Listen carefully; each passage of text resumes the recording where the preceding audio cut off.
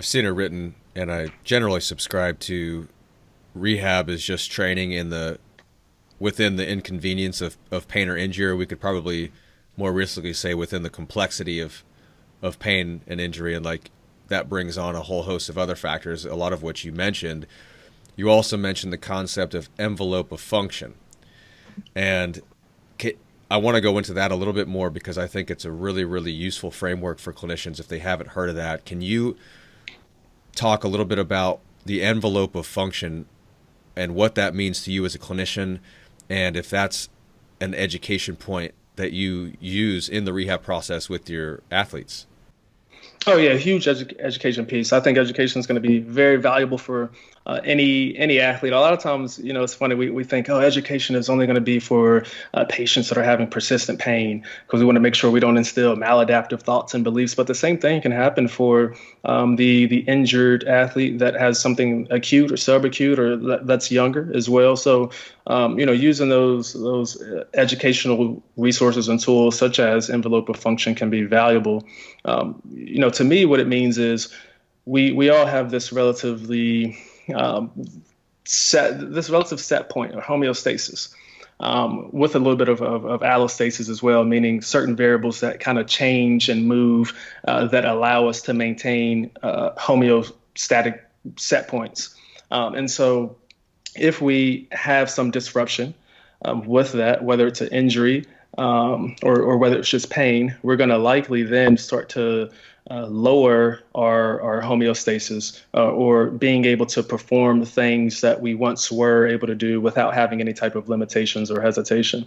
And so, what we start to see is that as the rehab process goes on, what we're trying to do is shift the curve back to the right to where we're starting to increase how much that person can tolerate, can sustain, can output without having any associated negative consequences.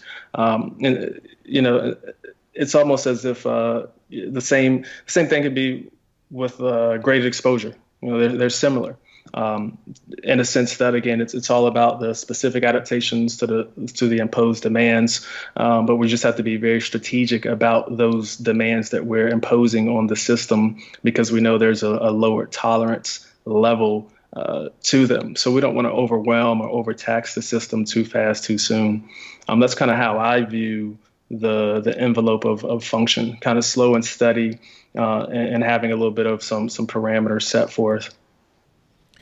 Yeah, the education piece of the athletes, just anchoring to a context that they can understand is important. And the envelope of function I really like because it's easy to understand, and it can be, you can use a bucket if you want, or whatever implement that holds a degree of capacity. But envelope of function, coined by a guy named Scott Dye back in the 90s, which was originally with patellofemoral pain, but like you said, it can be applied pretty much across the board. And it's just like, what is your tolerance and capacity at this moment, and we can improve that over time. But I think it gives a framework to where you are now and where we want to be. And instead of comparing yourself to who you were as the athlete, because a lot of athletes will do that. It's, well, I don't know why I got hurt this time. I do that. I did that workout 100 times, or I've done this. And to your point, there's a whole lot of other factors that go into your envelope of function than just the training.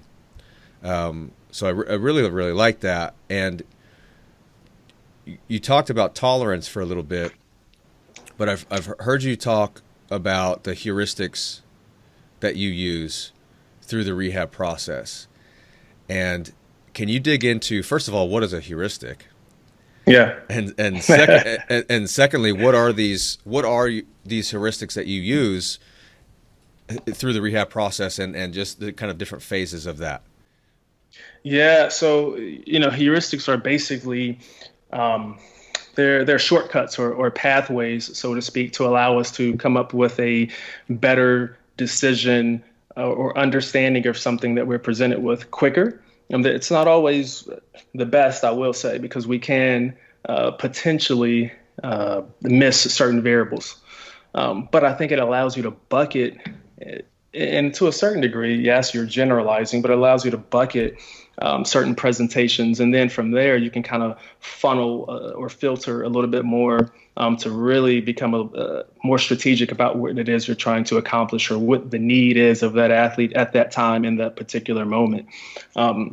So that's what a heuristic is. It's almost as this, it's just a bucketing of different categories and presentations. And so the four heuristics of need that I've kind of allowed myself to become a little bit more, I guess, biased with, because we all have biases, are going to be tolerance, capacity, competency, and variability. And so the definition that I've made for those are tolerance is going to be the ability of the tissue to absorb, transfer, or produce force, but making sure it's not exceeding its physiological limits that are potentially creating sensitivity and irritability. And so that's a little bit of the envelope of function that we just talked about, or that graded exposure. We've kind of exceeded that. And so now we can't tolerate said activity or movement.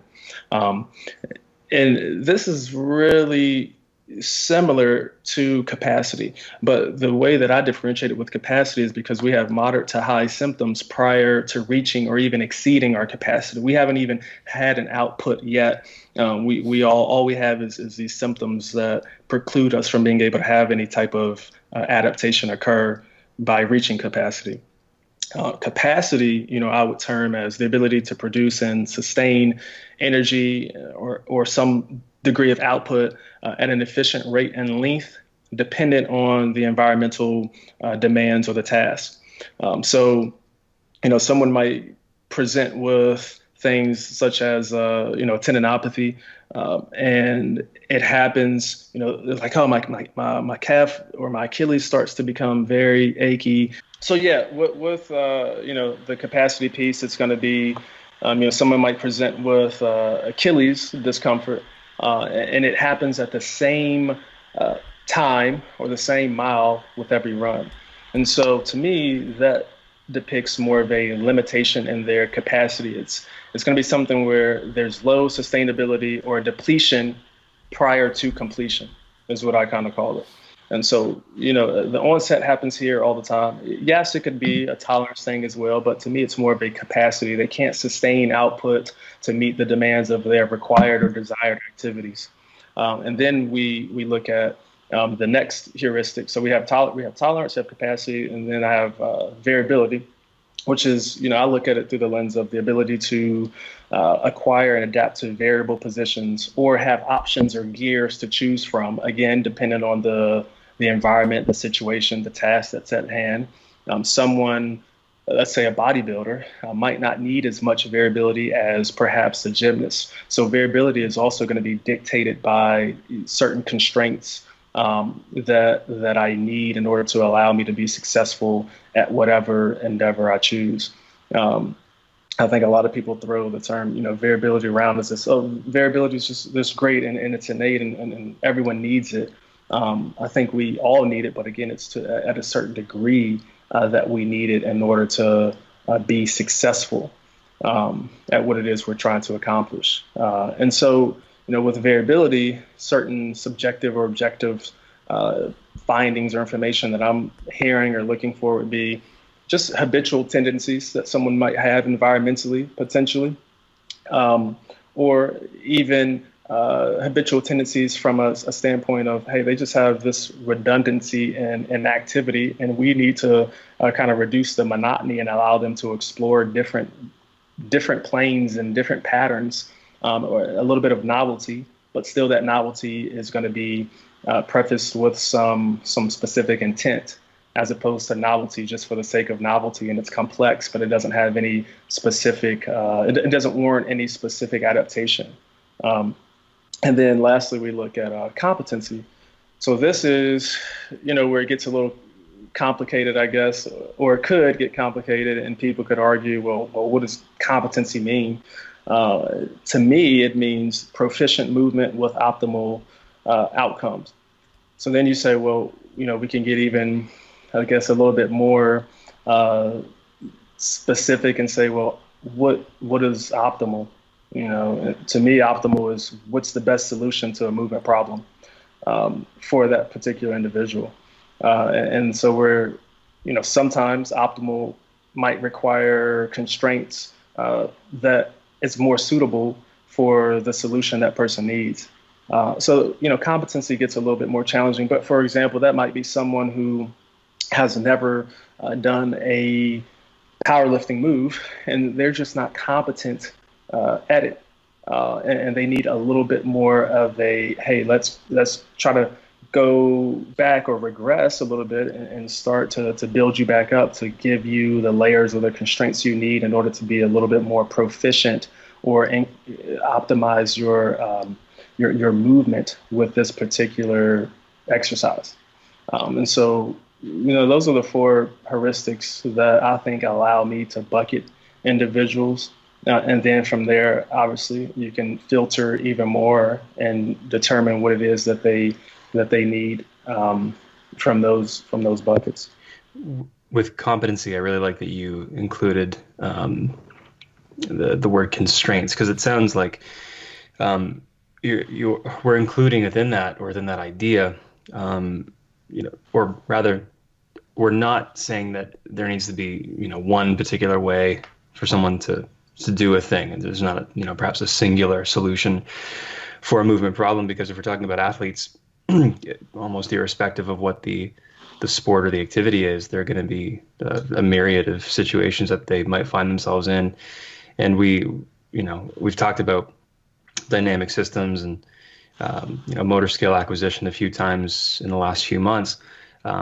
But with the highly skilled athletes, they've got lots of movement variability, more so than, say, your intermediate athletes, just because they've got more solutions available to them. And you can train that, to a large extent, just by manipulating the constraints of the tasks that they're subjected to, which then probably goes a long way in terms of equipping them to feel confident, and then also to perform, as well as they can in most situations they might find themselves in.